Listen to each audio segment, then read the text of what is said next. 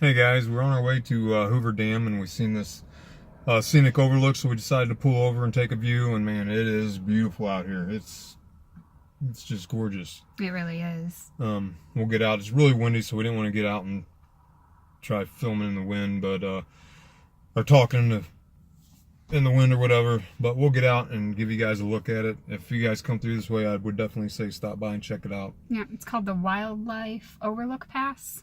Yeah. Cool.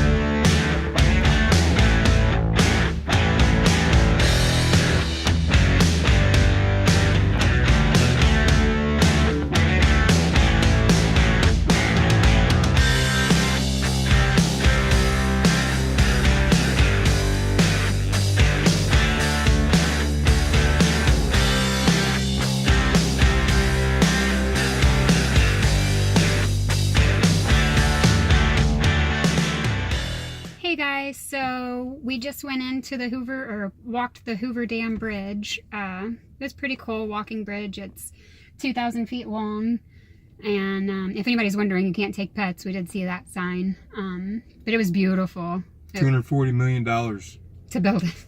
Yeah, Marshall said. It's about $1 million for every 10 foot. Wow.